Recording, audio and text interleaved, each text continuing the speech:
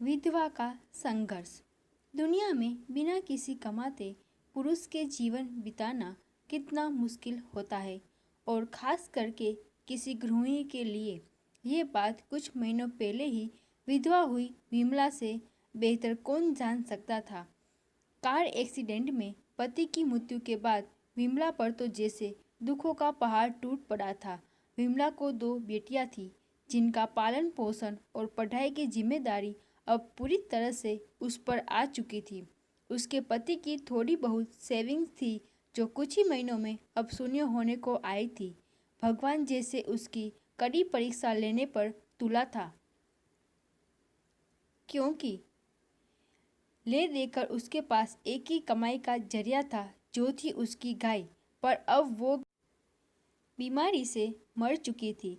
विमला को दिन रात बस यही चिंता सताने लगी कि अब आगे का गुजारा कैसे होगा, कैसे मैं अपनी दोनों बच्चियों को खाना खिलाऊंगी और कैसे उनको कपड़े दिला पाऊंगी या स्कूल भेज पाऊंगी। दिन रात की चिंता में विमला का चेहरा मुरझा रहा था, जो साफ साफ देखा जा सकता था। विमला के कई सारे पड़ोसी थे, मगर वह सिर्फ नाम के थे। किसी ने भी अपना पड़ोसी धर्म नहीं निभाया था। इनमें से एक पड़ोसी टीचर थे जो विमला की परिस्थिति से भलीभांति वाकिफ थे।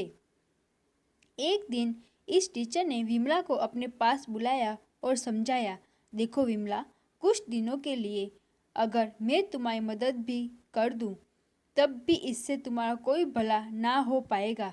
अगर तुम्हें अपनी परिस्थिति बदलनी है तो तुम्हें खुद ही इसमें बदलाव लाना पड़ेगा।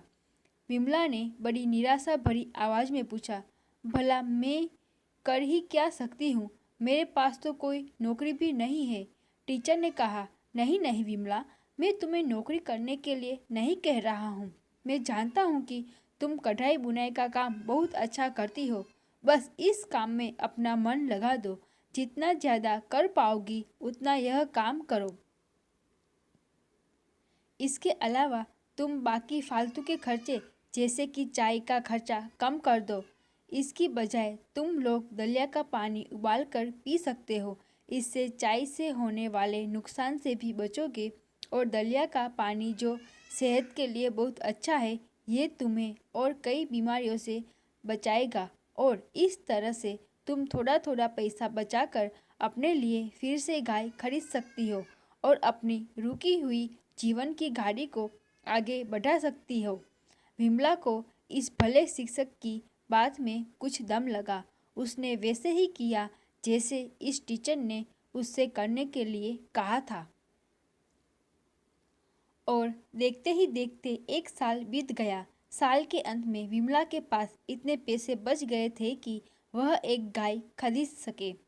दोस्तों, जिंदगी में सुख दुख उतार चढ़ाव आना बहुत ही सहज बात है। सुख आने पर हमें होश में रहना चाहिए और दुख आने पर हमें अपने आप को संभालते हुए उससे निकलने का रास्ता ढूंढना चाहिए। बस इसी तरह जीवन आगे बढ़ता है।